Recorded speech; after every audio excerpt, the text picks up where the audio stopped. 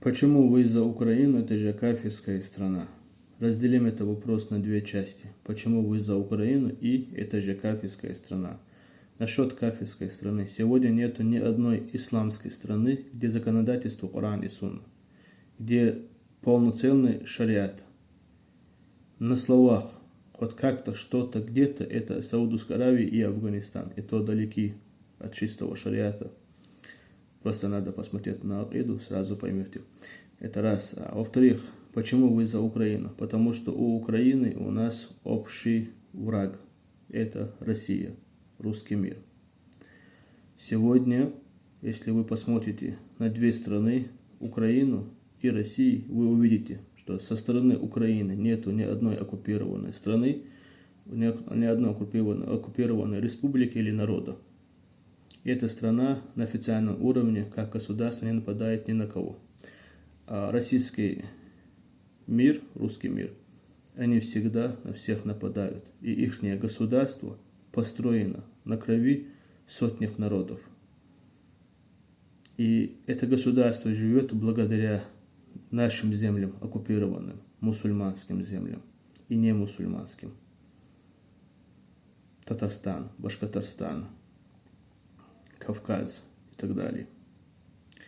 И сегодня, несмотря на это, что в Россию уходят сотни народов и десятки республик, несмотря на это, сколько у них ненависти к нам, называя нас разными ярлыками, именами, преследуя среди нас мусульман, которые соблюдают свою религию.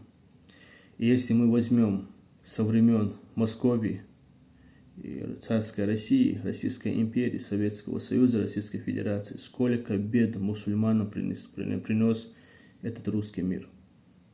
И сравните сейчас с Украиной. И тогда многие станет вам понятно, почему мы, свободные чеченцы, поддерживаем Украину, украинский народ.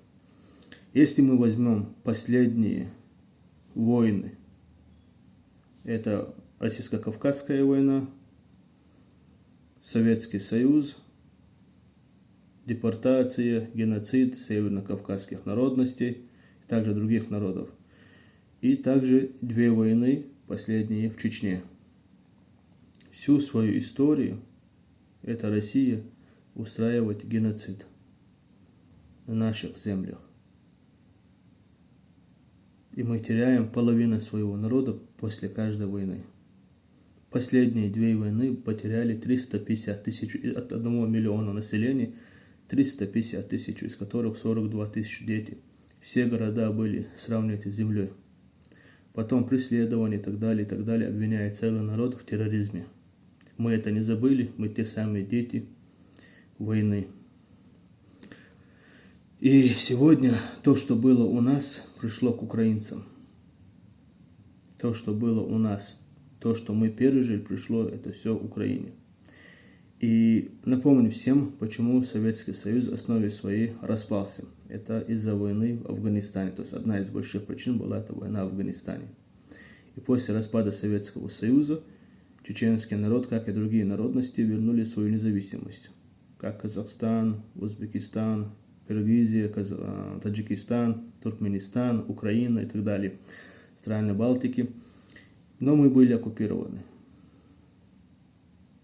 Войны начались с 1994 по 2009 год. Две войны. И с тех пор, как в Украине началась война, наши народности используются в интересах своих против Украины. Как когда-то украинский народ использовали против Афганистана и Кавказскую войну, российско-кавказскую. Вот также нас использовали в то время против украинцев, которые боролись за свою свободу. Когда у нас была российско-кавказская война, в Украине тоже были восстания и так далее. То есть и там использовались кавказцы, манкурты, и ихние манкурты использовались против нас. Чтобы это прекратилось, и что у нас был шанс на свободу, нам нужно делать все для того, чтобы Российская Федерация перестала существовать на границах, которые она существует. Поэтому мы делаем какие-то причины, которые мы можем.